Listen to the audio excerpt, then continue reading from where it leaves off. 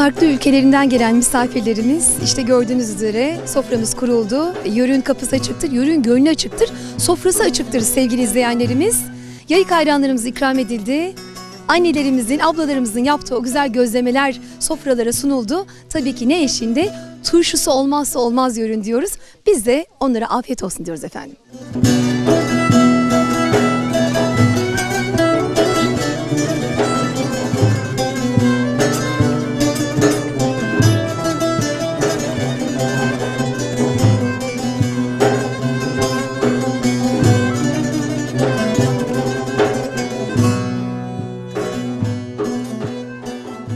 Sevgili izleyenlerimiz, en güzel şey aslında hoşgörü, kültürler arası iletişim ve bizler de bunun en güzel örneğini bugün Kötekli Yörükler Derneği'nin çadırında, obasında, en güzel otağında görüyoruz. Giydirdik, alımızda, yeşilimizde varız bizler ama dedik ki giyer misiniz? Böyle atlayarak geldiler. Elimizde olan imkanlarla en güzelini yapmaya çalıştık. Belki doğudan batıya şöyle Avrupa'ya doğru renk olmaya çalıştık. Sayın Hamdi Sarıcı, hoş geldiniz efendim. Hoş bulduk. Siz de hoş geldiniz. Tabii öncelikle böyle bir projede Antalya'mızda ağırlamaktan mutluluk duyuyoruz.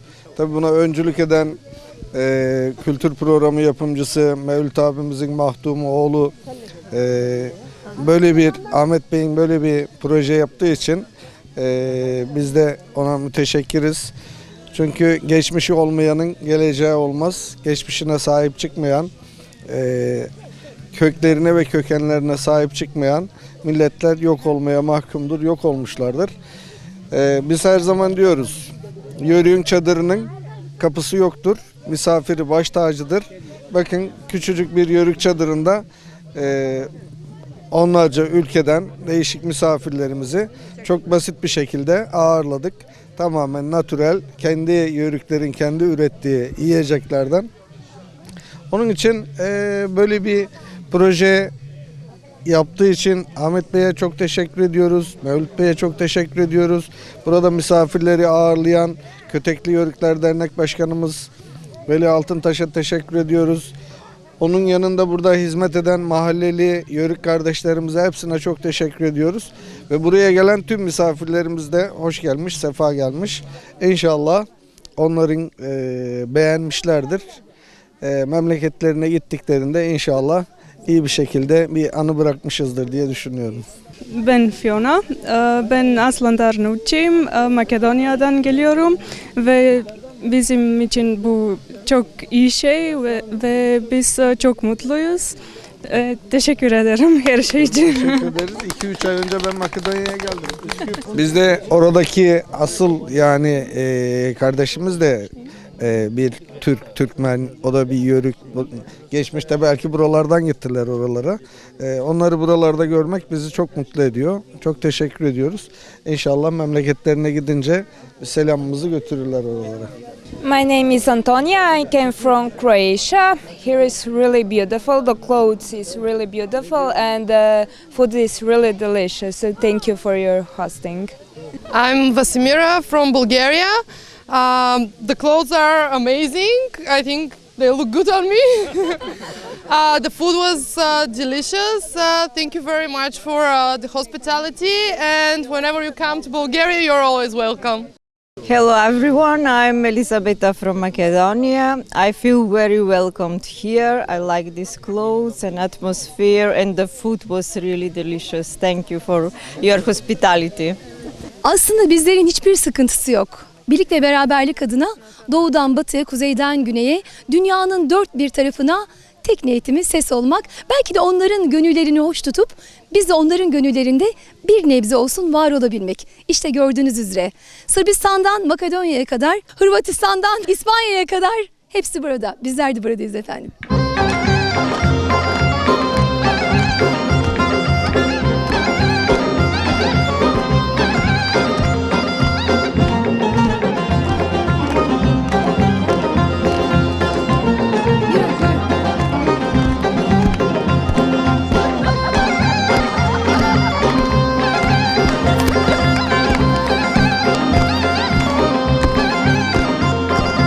Çek deveci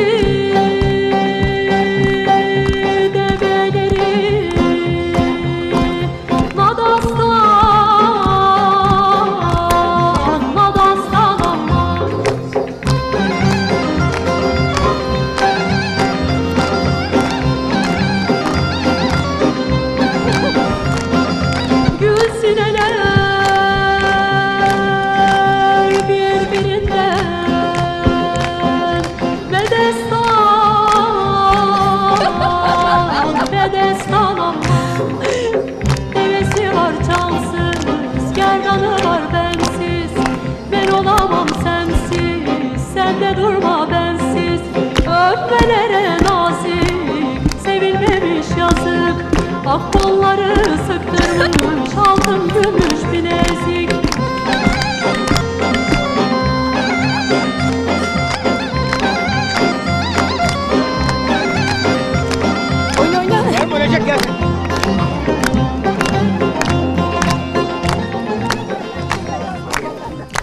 Kültürler arası alışverişimiz devam ediyor.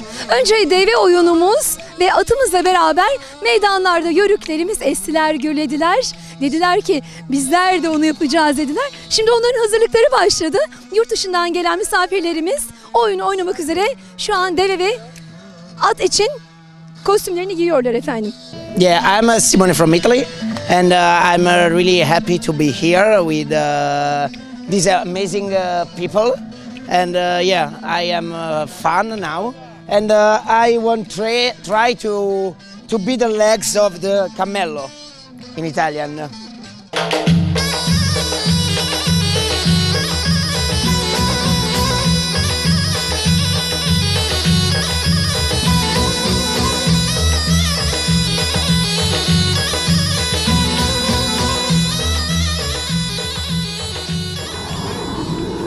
Evet, şimdi duygu ve düşüncelerini öğrenmek istiyoruz. Devenin içinde ilk defa belki de sevgili izleyenlerimiz hep erkekler bu oyunu oynarlar. Bir kız bir erkek var, başında da kızımız çekiyor. Duygu düşüncelerini öğrenebilir miyiz efendim? This is a magic moment for us because we live in the city, so this is a really magic moment. And this is a wonderful culture because it's free and is open to everybody. And we make like a home. Biz şehirde yaşıyoruz, o yüzden bunlar bize çok değişik ve sizin kültürünüzü koruyor olmanız çok güzel.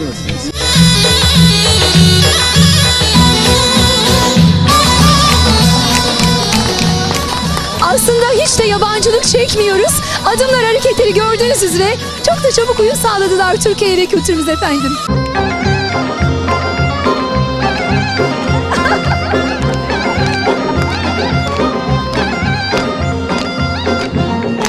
Devemizin ön ve arka bacakları şu an meydanda.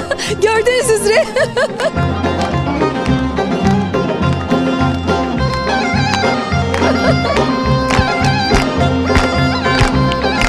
Devam edin şöyle ortaya.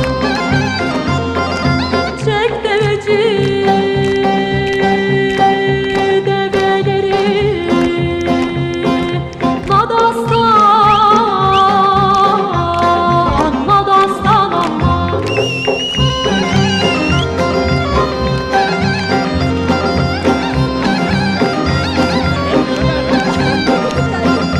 Gül sineler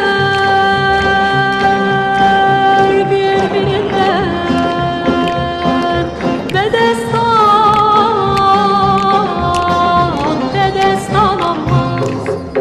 Devesi var cansız, gerdanı var bensiz. Ben olamam sensiz, sen de durma bensiz. Öpmelere nazik, sevilmemiş yazık. Ak kolları sıktırmış, altın gümüş bilezik. Yes, very nice. I think very interesting clothes for me.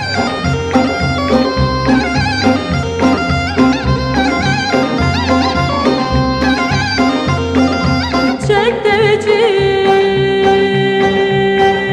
develeri, yokuşa, yokuşa canım.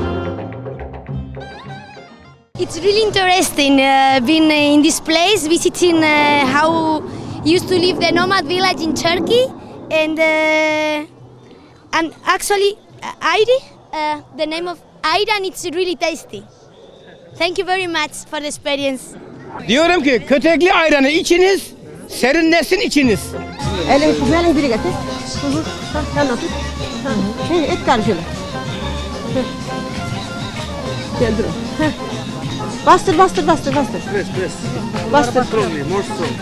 Bastır. We got the same in Bulgaria. Dur bir. Açalım ediyor. We do the same in Bulgaria, but I can't do it. Çemdirsene öyle. Şöyle kollarını çembirince. Bayram abi de var yanında. O daha hızlı. Bastır sen, bastır. Ha. Olacak. Bastır dur. Dur ben ondan da yiyeceğim dur sen. Ha. Şuraya şey var. Yes, actually my great grandmother used to do this when I was very, very little, and I almost don't remember it. But I have never done it myself. Ama biraz da sanki atadan gelen bir el alışkanlığı var. Çok da yabancı gibi görünmüyor.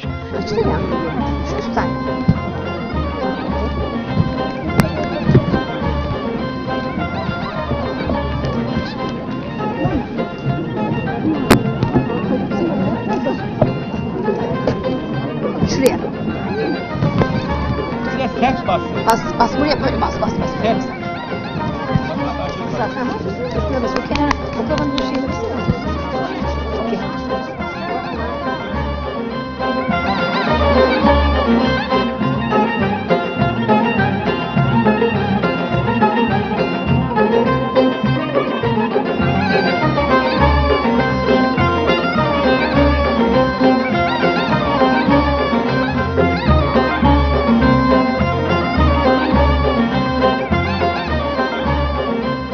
Misafirlerimiz şu an kirmen eğiriyorlar sevgili izleyenlerimiz.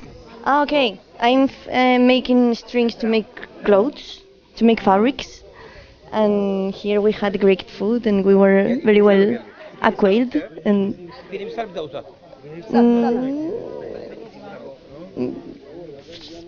in Spain, I guess something similar, but not with this technique. I guess. Bastır sen, bastır. Ha. Olacak. Bastır dur. Dur ben ondan da yiyeceğim dur sen. Ha. Şuraya şey var. Yes, actually my great grandmother used to do this when I was very, very little, and I almost don't remember it. But I have never done it myself. Ama biraz da sanki atadan gelen bir el alışkanlığı var. Çok da yabancı gibi görünmüyor. Şuraya.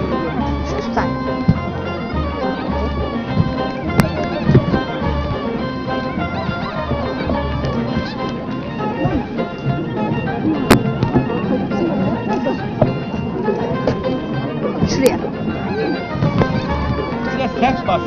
Bas buraya böyle bas. Ters. Şuraya bas. O kenara. O kafanın bu şeyini baksana. Okey.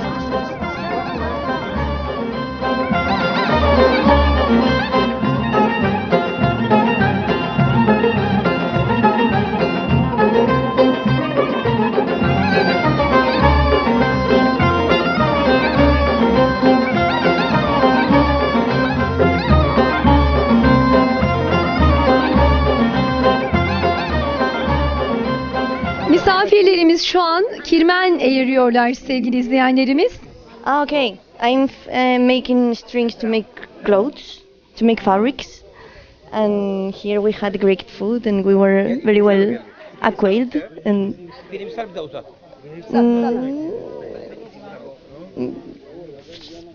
in Spain, I guess something similar, but not with this technique. I guess.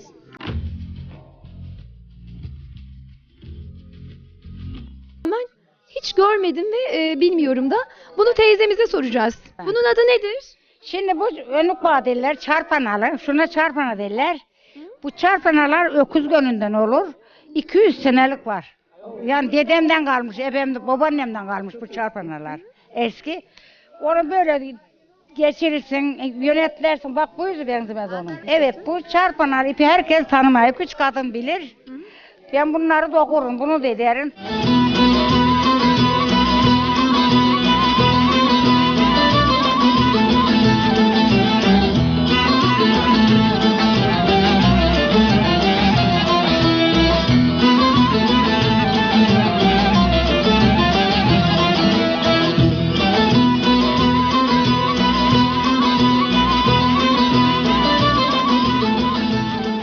This is a wonderful tradition for us. We have also in Italy, but we lost it. We lost everything of tradition. So, thank you for this moment. Şu an biraz destek alarak gidiyoruz ama bu işi becerdiğini düşünüyorum çünkü eline yakışıyor her şeyden önce. İlk defa bununla karşılaşmasına rağmen gayet iyi. Mantığı anladı çünkü. Thank you very much. Thank you, thank you. Değerli izleyenlerimiz, Yörüklerin geleneksel oyunlarından bir tanesini birazdan sevgili misafirlerimize aktaracağız.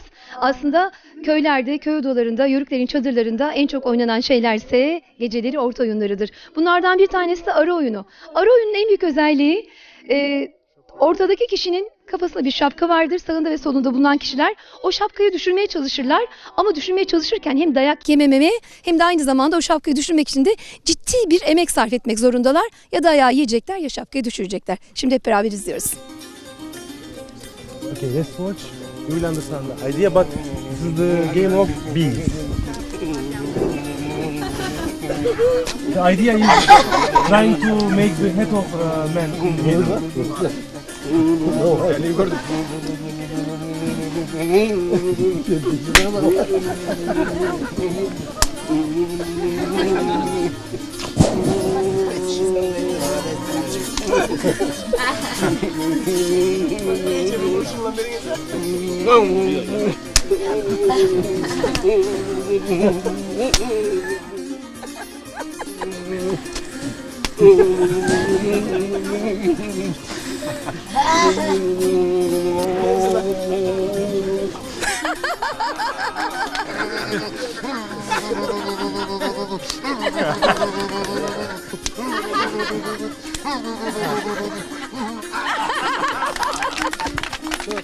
Yeah, I really like this game, and but I'm so scared about. He's so big. Come on, if he catch me with his hand, he's like boom, and I died. And but the game is so funny. Gerçekten çok eğlenceliler. İyi ki de gelmişler. Oyunu çok beğendiğini fakat sağ tarafında duran arkadaşın çok iri yarı olduğunu işte vurduğu anda zarar göreceğini düşünerek çok korkmuş. Ondan bahsetti. Bizler teşekkür ediyoruz kendilerine efendim. Şapkayı iyice tak. Yok şey şapka. İyice tak şapka. And men, we can just do like this when she does like this. Yeah. What was this? I think that cat will go without. Şapkayı emanet gibi duruyor.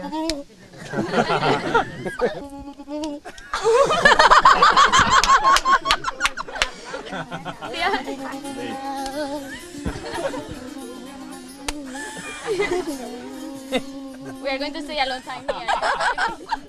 Kurnazlık yapıyor. Joder, tía.